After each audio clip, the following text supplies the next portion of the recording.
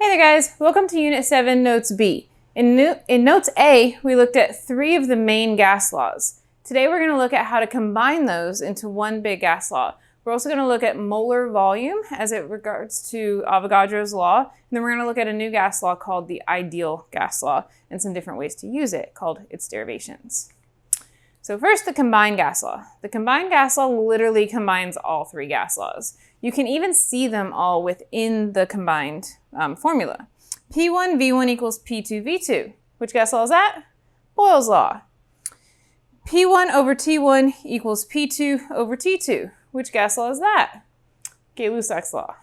Then we've got V1 over T1 equals V2 over T2, which would of course be Charles' law. So all 3 laws put together into the combined gas law. We can also cross-multiply this out. I know fractions aren't everybody's favorite.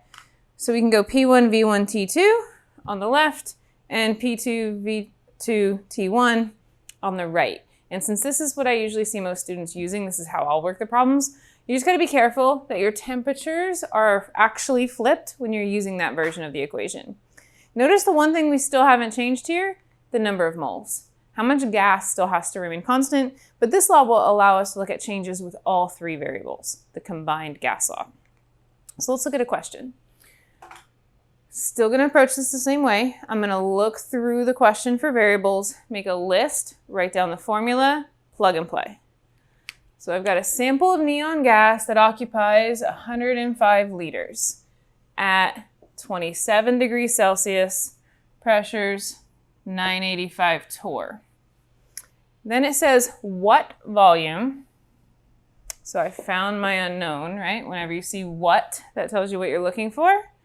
Would it occupy at standard conditions? And I have run out of numbers. So let's start our list with what we've got. 105 liters. Well, liters would measure volume at 27 degrees Celsius. So degrees Celsius, of course, measures temperature. And then the pressure of 985 torr. So if you're unfamiliar with torr, it did say pressure, but yes, torr is a unit for pressure. So that would be P. And then I have a V that is a question mark. These first 3 are in the same sentence, right? We've got 105 liters at this temperature under this pressure. So that is one whole set. That's my initial volume, temperature, and pressure. So I'm looking for a new volume, but what are the new conditions? Well, all it says is standard conditions. So you have to know what the standard conditions are. That would be something you've seen before as STP. So what would be the temperature and the pressure under standard conditions? You should know this, or you need to memorize this. The temperature is 273 Kelvin, and the pressure is 1 atm. The questions assume that you know what standard conditions are. So this is something that you need to be able to put the numbers in for yourself. 273 Kelvin and 1 atm. These are always going to be true for standard conditions. For pressure, you may also see it called normal pressure. All right, so now I've got my list of variables. Now I want to go ahead and write down my formula. P1, V1, T, not 1, but 2, equals P2, V2, T1. Before I can plug anything in, I want to check my units. I want to make sure that they match or they'll never cancel. And it's even more important now that we have 3 different ones. So with the unknown, we just know that whatever we have for one volume we'll get for the other, which is fine. For the temperature, this is in Celsius and this is in Kelvin. So that's a problem for 2 reasons. For one, they're different and they can't be different. And for 2, one of them's in Celsius and it can't be in Celsius. So of course the solution would have to be to convert this one to Kelvin. It wouldn't make any sense to convert this one to Celsius. So to do that, we're going to add 273, which will give 300 with 3 sig figs Kelvin. Then there's the issue of the pressure. I have torr for my initial, but atm for my standard pressure. So I've got to make sure that these are the same units. And again, it doesn't matter which one, but the easier one to convert would be my second. I should go ahead and number these second set, my second pressure, because I know 1 atm is exactly equal to 760 torr. This is one of our conversion factors. You could also use dimensional analysis and divide this by 760 or in order to get it into ATMs and work the entire problem in ATMs. You're going to get the same exact answer. Speaking of these being exact numbers, by the way, I did say exactly 1 ATM, so exactly 760 torr. Exact numbers do not limit sig figs. Sorry, exact numbers do not limit sig figs. So that basically means you ignore them in terms of trying to figure out what's the least number of sig figs. So these aren't going to affect it. This isn't going to drop your sig figs down to 1. You're not going to round this to 1 sig fig. Like, leave these alone. Okay, so now let's go ahead and plug in our numbers now that we've taken care of all of our unit issues. So P1 is, actually, let me scoot this over real quick. So we know our T1 is now 300K. So P1 is 985 torr. Then our V1 is 105 liters. So it's real easy to then be like, okay, I've gotten my P and my V, so now I need my T and throw in the 300. But you have to remember it's the other T. So for T2, it's 273K. That's the kind of mistake that happens when you go too fast on the test. Like, you know better, you just got to be real careful. P2, we're going to plug in the torr, so it matches our P1 of 760 torr. And then V2 is my unknown, so I'm just going to write V2. That's my variable. Then for T1, remember we're coming back up to the other set now. Here's where I'll use that 300K. So now I've plugged everything in. Time to play. We want to isolate the V2. So just like when we only had one thing to isolate and divided by 760, if I have two things I need to remove to isolate, I'm just going to divide by both of them. So I'm going to go ahead and divide by 760 torr and 300K on this side. Now on the right-hand side, if I went ahead and showed that, it's just going to get a little cluttered. You know that that would mean that we have now canceled out all of the 760 torr and the 300K in order to get V2. And that was the point of that, right? So let's focus on this part. It's kind of a lot to compute. Before I bother computing, I want to check the units. What cancels? I have a torr on top and a torr on bottom. I have a Kelvin on the bottom and a Kelvin on the top. What I don't have anywhere down here is a liter, which means that's what will appear in my final answer. Does liters make sense for volume? Yes, which means it's set up right. So now it's time for the math, just plugging it into the calculator now. Multiply on the top and then divide and then divide. Careful of your order of operations here. You can type 985 times 105 times 273 divided by 760, enter, and divided by 300. That's how I usually do it. If you do want to do 760 times 300, make sure that you have parentheses around that entire bottom so that it doesn't think that you're trying to multiply your answer from the first four numbers by 300. So it's the only thing you want to be careful about if you're using this setup. So go ahead and plug that in and let's see what we get.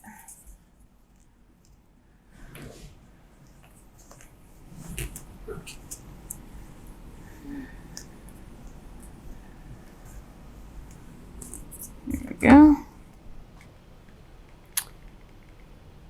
So we got 124 liters for our final answer with 3 significant figures because we had 3 sig figs for this pressure and this volume, temperature conversions end with 3 sig figs typically, and our exact numbers do not affect the significant figures. So we're ending with 3 significant figures. All right, so that's our first example dealing with 6 different variables, our combined gas law. Let's look at standard molar volume next. Molar volume is all based around Avogadro's law. So let's take a quick second to recap Avogadro's law, which we first learned about when we learned that 22.4 liters was equal to 1 mole at standard temperature and pressure. So what Avogadro's law basically says is that if I have a certain number of particles, that would be equal to the same exact volume if I'm comparing two gases, regardless of what the gases are. And that's because gases are compressible. So the spacing in between the particles can change, allowing for 6.02 times 10 to the 23rd particles of anything to be equal to 22.4 liters, as long as the temperature and pressure is the same. As you saw in our first three gas laws, if I start changing temperature and pressure, of course that's going to affect our volumes. So, because I have these compressible gases, I can use this 22.4 liters for any gas, as long as I know it's set for 1 mole. What I want to look at now is what happens if I'm not at STP. What happens if it's not true that we're at standard temperature and pressure? So in this first example, the very first sentence tells me that a mole of a gas occupies 36.5 liters. So is this gas at standard temperature and pressure? No. If it was, the volume would be 22.4 liters. But it's not. It's 36.5 liters. So that tells you right there it's not at STP. Not to mention, the question has to say it is, or you would assume it's not. So it doesn't say that, and it's got the wrong molar volume. So let's look at this. What are we trying to solve for, and how is this going to be different from when we were at STP? It looks like I'm looking for the molecular weight or molar mass from a density. That sounds slightly familiar to something that we have done before, where we have converted density to the molar mass of a substance. And when we did this the first time, we allowed our units to walk us through that. So let's do that again. I have a density of 1.36 grams, and I'm careful with the slash. We're going to intentionally put that in the denominator, per liter. I want to find a conversion factor in order to turn this into molar mass, which always has the units of grams per mole. So let's just think through this practically with units. If I have grams on top and I want to keep grams in the end, would I want it to cancel? No. But if I have liters and I don't have it in the answer, do I want that to cancel? Yes. So if it's in the denominator, where could I put it to cancel? It's going to go up top now to the numerator. That'll allow my liters to cancel. And then what do I want to bring in here so that I can get mole in the end? Well, we need to bring in mole, right? So we're going to have mole to liter. And the first time we did this, we were at STP, and so we used 22.4 liters per mole. The only catch here is we're not at STP, but they gave us the conversion factor. 1 mole equals 36.5 liters. So I'm just going to plug those numbers in here. 36.5 liters per 1 mole. That's going to allow me to convert my density into the molar mass by using just a different conversion factor. If you're not at STP, they're going to tell you what that conversion factor is. So what do we get for our molar mass? About 46.9 grams per mole. Now, if I change the conditions, meaning if I change the temperature and pressure, the density would change because the volume changes. But the molar mass won't change. Remember, mass is the measurement of the amount of stuff. That didn't change when you changed like the force of gravity, right? Your mass is the same on the moon. Same idea with changing your conditions. Mass is mass. Mass is constant. Mass is an identifying physical property. So if I know this substance's molar mass, I know that's going to be constant no matter what the conditions. So I'm actually going to go ahead and add this up here while I've got this up, that the molar mass is equal to 49.6 grams per mole. Now I want to look at a subsequent question, part B. What is the density under a new condition, under standard conditions? Well, if it's under standard conditions, then it no longer occupies 36.5 liters. Now it would occupy 22.4 liters, because that's the volume of any gas under STP. It doesn't even have to tell me what the gas is. I know that conversion factor. So this time I'm going to start with what's known, or what we just determined anyway, the molar mass, and change it into a density. And because I've changed the conditions, know that density is not 1.36 anymore either. The conditions are different, the volume is different. So let's start with what didn't change, the 49.6 grams, and then careful with the slash, per mole. When I'm setting up the math, I'm going to put the mole in the denominator on purpose. Now I'm going to be looking for a conversion factor to turn into density. And density can be measured in grams per liters. So what would I want to set up for my conversion factor this time? Again, I want my gram to stay the same, so I'm not going to use it, but I want my mole to disappear. So I need it to cancel. I'll bring it to the top. What do I want to up here? The liters. So I'm going to introduce liters here. So I need a conversion factor with moles and liters.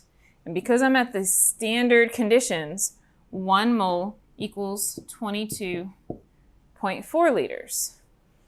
So because of the way the units worked out, now I'm dividing by the volume. I've got the grams divided by 22.4 liters to give our new density. Let's plug this in. What is our new density? And we get 2.21 grams per liters. Notice throughout this entire thing, we had 3 significant figures. So did all of our given information have 3 significant figures. Notice the 0.00. So we've been consistent this whole time. All right, so standard molar volume is kind of tricky. If you are at STP, then you can use 22.4 liters per mole. If you are not at STP, they may need to tell you exactly what the molar volume is so that you could use that as a conversion factor instead. There is another way to figure this out too. So that's going to bring us to our next gas law, a brand new gas law called the ideal gas law. So here's probably one of the most famous gas laws, PV equals nRT. The catch with this one is it has a constant in it, the letter R. It's not one of the variables we went over when we were talking about gas law variables. It doesn't change. It's not affected by anything. It is a universal gas law constant. So constants, think about like when we use the speed of light and things like that with our light calculations, they don't change. They're given numbers that you plug in with a formula. So that number is going to be 0.0821, but it has some pretty funky units. So the units are liter times ATM over mole Kelvin. All 4 of those things are units. The variable is R. So remember the difference between a variable and a unit. Probably one of the most common mistakes I see is people trying to plug numbers into the units here. Units are meant to cancel with each other. Variables are meant for plug and play. All right, so since these are the variables that are kind of set, in order for them to cancel with each other, that's actually going to dictate specific units, not just for temperature, but for some of our other variables as well. So pressure has to now be measured in ATM. Before we just had to make sure that things matched, and notice how there's no 2 of any variable. That's going to be helpful in determining which gas law to use, by the way. I don't care about it matching anything. There's nothing to match to, other than my universal gas law units. So it's got to be in ATM. The volume has to be in liters so that it'll cancel with the liters there. N is always moles. That's kind of all it stands for. So we're good there. And then T, this should be no surprise, would be measured in Kelvin. So we have liter ATM over mole Kelvin, and all of our units here are designed to cancel out with the R as you solve with the ideal gas law, or PV equals nRT. This is going to allow us to look at how the volume would change if you are changing the pressure and the temperature. In other words, not at STP. It's also going to allow us to look at things other than molar volume. We could have different numbers of moles as well. So this is going to allow us to look at how all the variables affect each other. Very useful. So make sure you're matching your units. Big deal. Let's look at our first question. What volume? So I'm starting out with a what that tells me I have my first unknown, or the unknown. What would 50 grams measure? So there we've got a number of ethane, and then we're occupying 140 degrees Celsius. So there's my other number, and then last number here, 1820 torr. So let's make our list. First I have the what, so I've got a V question mark. I'm looking for the volume. Then it gives me 50 grams. So grams typically measures mass, right? But was mass one of our variables in the ideal gas law equation? Has mass been one of our variables in gas laws? Well, no. So then grams could be converted into which one of the variables that we're actually interested in? Moles. We can convert gram to moles because I know what the substance is, so I can find that molar mass. So I'm going to go ahead and label this N. Even though it's not N yet, we're going to make it N in just a minute. Next, let's do 140 degrees Celsius. And degrees Celsius would represent our temperature. And then our last number, the pressure, of 1820 torr. So torr is going to be one of our measurements for pressure. So PV equals nRT had 5 variables. I've got 3 known and 1 unknown. I'm still missing something. You have to remember to bring R in for yourself. So R is 0.0821 liter ATM over mole Kelvin. So now that I have my variables to use in PV equals nRT, I want to fix all my units. So I've already mentioned a couple problems with them. First, let's look at the N, which isn't really N yet. Right now it's in mass, but we want it in moles. So how do we convert from grams to moles? Our mole conversions, we can just put gram on the bottom and mole on top, and 1 mole is always equal to the molar mass. Since it gave me the substance, and this is important later, since it gave me the substance, I can calculate the molar mass using 2 of the 12.01s and 6 of the 1.01s. So that would be, I believe, 30.08 grams. So then I can do 50 divided by 30 to get the number of moles. For the temperature, it's in degrees Celsius, which we know by now is not okay. And so we're going to add 273 to get the temperature in Kelvin. Then we have pressure in torr, which is not okay because it's supposed to be in ATMs. So let's go ahead through some dimensional analysis to fix that. If I'm starting with torr, torr would go on the bottom, and I would put ATM on the top since that's what I want to convert to. The conversion factor is that 1 ATM is equal to 760 torr. So basically I need to take 1820 and divide it by 760. Remember that dimensional analysis does not change your significant figures. So significant figures are still based on your givens, except for with temperature because you're doing addition. So let's go ahead and calculate these variables to the correct number of significant figures so that we can plug them in.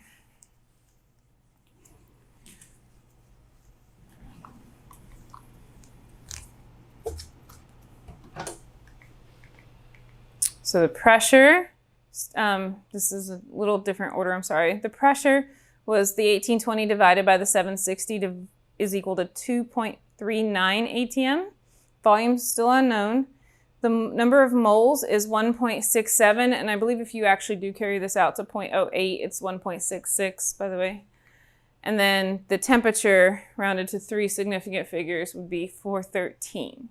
And then we have our R off of our formula sheet.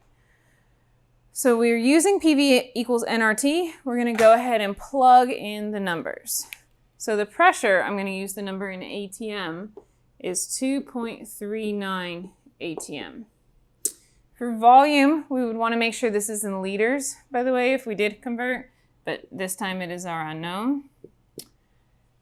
We have our number of moles here, and I'll go ahead and use the 1.66 that you would get from using 2 digits on your molar mass. And then you're going to plug in your R, 0.0821 liter ATM over mole Kelvin. A lot to write down, but it's important so we can see what the units cancel, how the units cancel. And then our temperature was the Kelvin temperature of the 413. All right, so the first thing I want to do is isolate my variable. I've got volume here, so I'm going to divide both sides by the 2.39 ATM.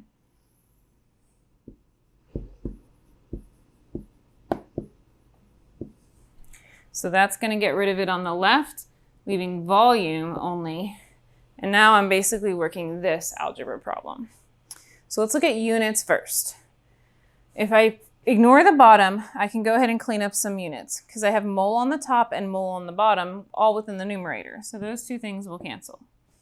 Same with the Kelvin. I have it in the denominator and numerator of the same section, so those two things will cancel. That leaves me with liter ATM over ATM. How do you deal with that? If I have liter ATM over ATM. If it helps, pull it to the side. Now can you see it? What's going to cancel next? My ATMs will cancel. So something on the top of the top and the top of the bottom will cancel with each other. Same as something on the top of the top and the bottom of the top would cancel with each other. So all that's left basically is our liters, and that is great because we're looking for volume. So now it becomes just calculating this out, multiplying your moles, your R, your temperature, and then dividing that by your pressure. So what do we get when we put that in the calculator?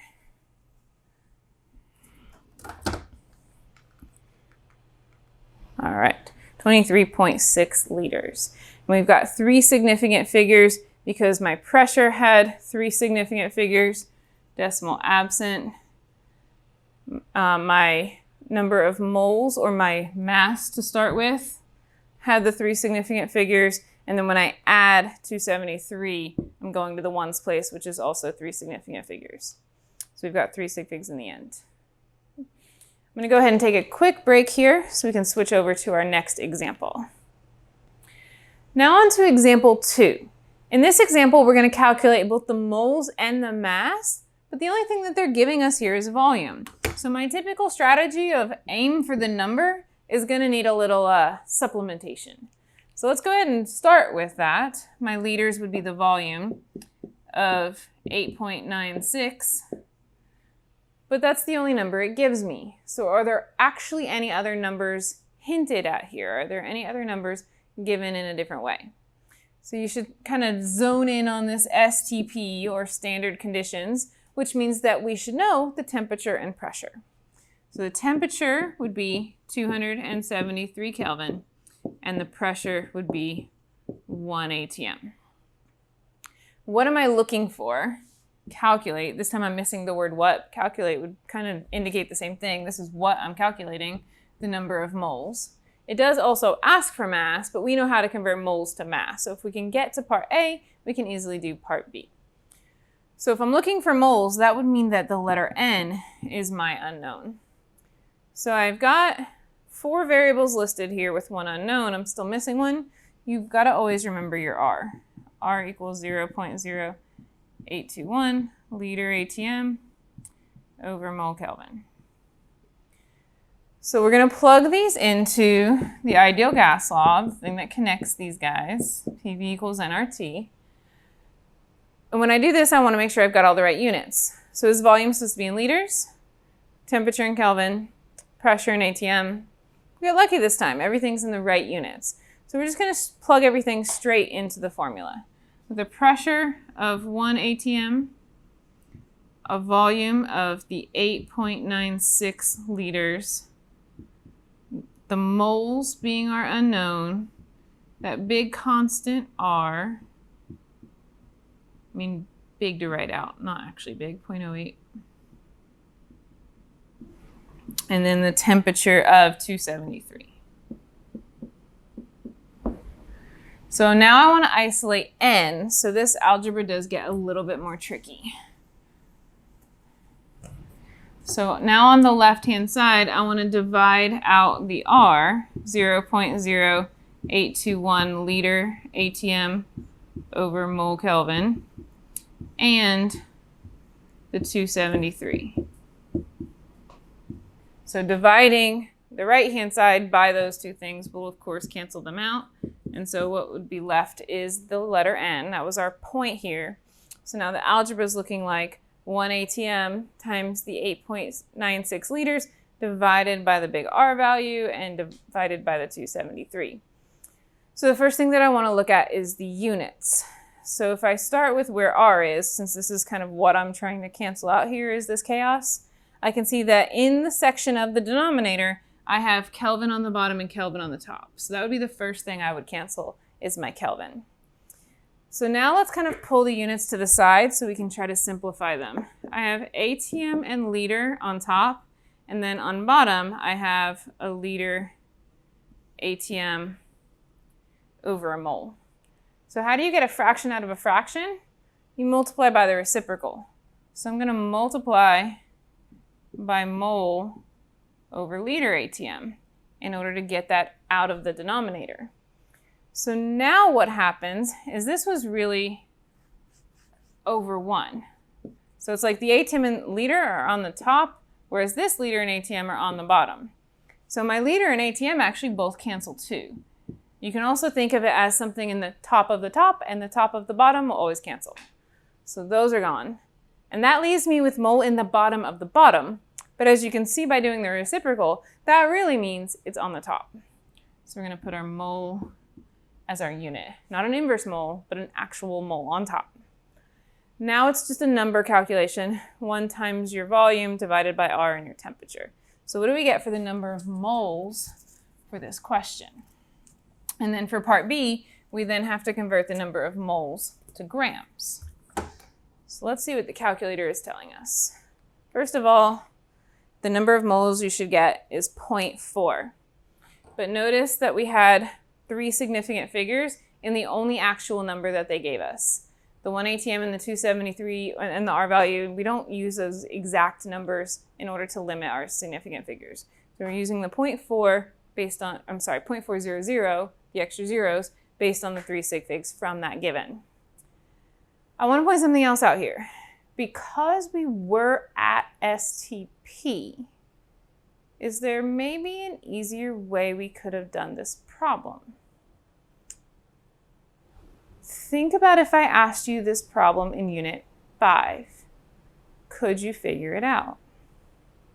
Of course you could, because you knew to convert using 22.4 liters, because all the questions at that point said that they were at STP. If you happen to remember it now, you can still use that conversion factor. The catch is it only works if and only if you are at STP. You would still get the same answer. So yeah, go ahead and use that conversion factor as a shortcut. Just don't over-apply it, because it only works at STP. Then let's real quick go from moles to grams to answer part B. We're going to put moles on top, so moles goes on the bottom. Our molar mass of the CH4 would go on top, and so we would get a final actual mass of 6.40 grams of this methane, or CH4. All right, one last type of question we can do.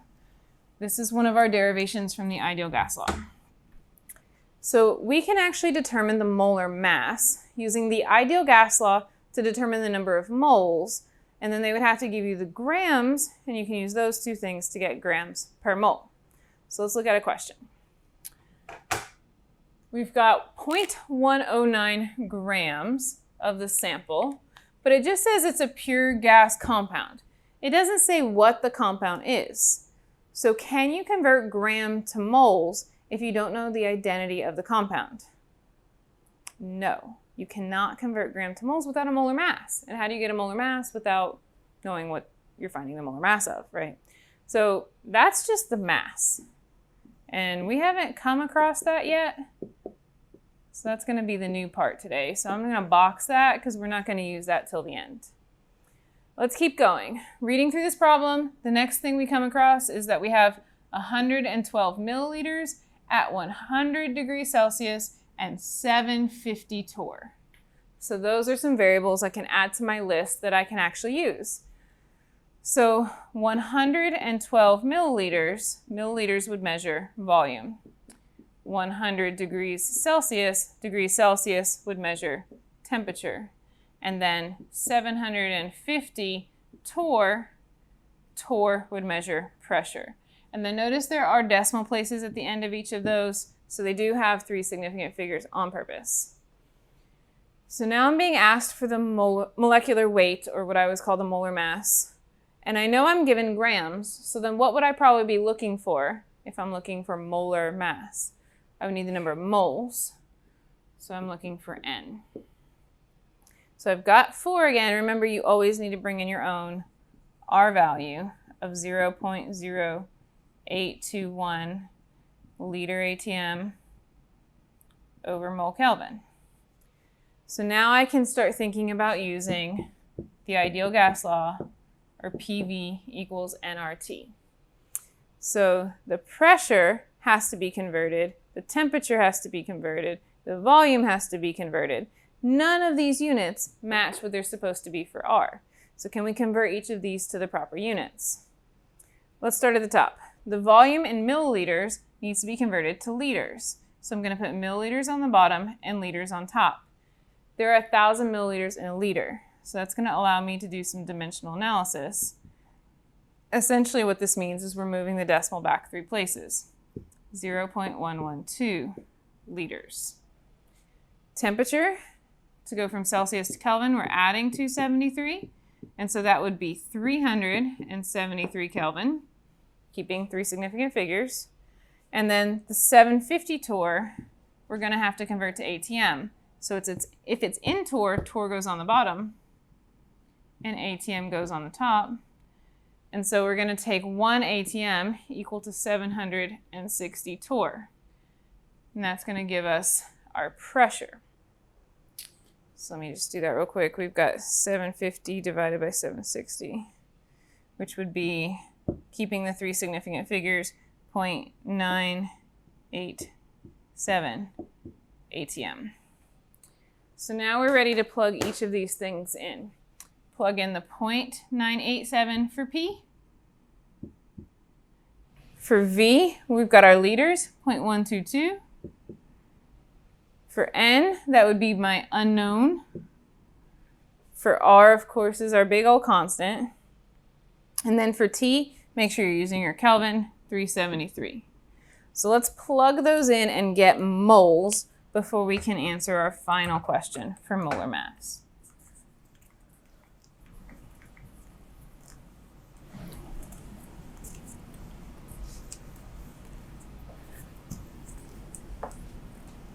All right.